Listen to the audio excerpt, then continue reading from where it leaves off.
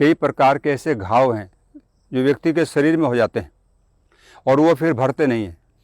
व्यक्ति थक जाता है, कई बार ऑपरेशन भी करवाता है, कई काम करता है, लेकिन फिर भी उसका वो घाव नहीं भरा, परेशान रहता है। अल्सर हो जाता है, अल्सर आंतों में हो जाता है।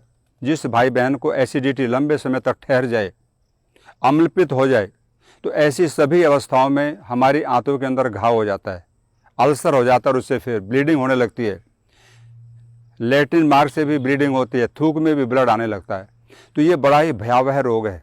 एक व्यक्ति मुझे मिला, कहने लगा जी मेरे पैर में घाव था, एक्सीडेंट हुआ था, फिर क्या हुआ, वही डॉक्टर बोला इसमें से पानी निकलना प्रारंभ हो गया। डॉक्टर ने बहुत कोशिश की, एलोपैथी वाले ने, लेकिन वो घाव रुका नहीं, भरा नहीं। फिर कहने लगा इसका तो ऑपरेशन करना पड़ेगा। तो मैंने कहा कर दो, जब आपका इससे अलग कोई इलाज है ही नहीं। तो बोले उसने ऑपरेशन कर दिया। ऑपरेशन करने के बाद में फिर भी नहीं रुका। फिर डॉक्टर कहने लगा एक बार और करना पड़ेगा। तो मैंने कहा कर दो। जब व्यक्ति फंस जाता है तो वो फिर सोचता है चलो भाई यहीं से हमको आरोग्य मिलेगा।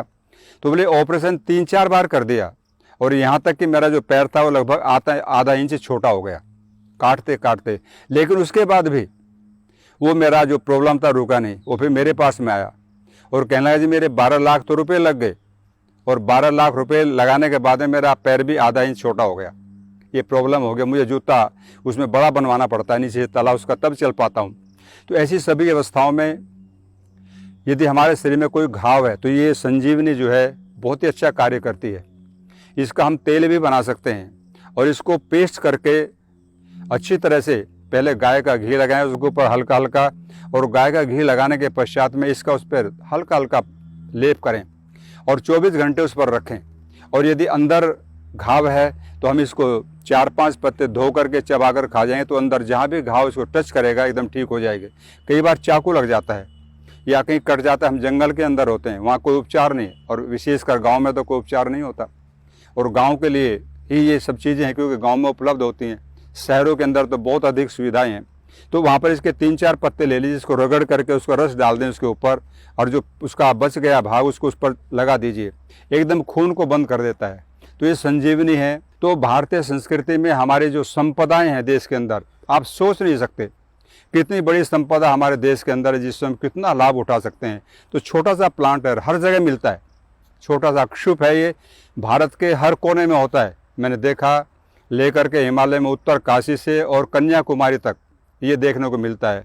तो यहाँ पर जो हमारा आश्रम है महर्षि पतंजलि अंतर्राष्ट्रीय योग विद्यापीठ, ये आयुर्वेद पर विशेष काम करता है, और वो कार्य हमारा उन्हीं विषयों पर होता है, उन्हीं रोगों पर होता है जो बड़े जटिल हैं, क्योंकि सामान्य रोग की चिकित्सा तो हर व्यक्ति कर रहा है।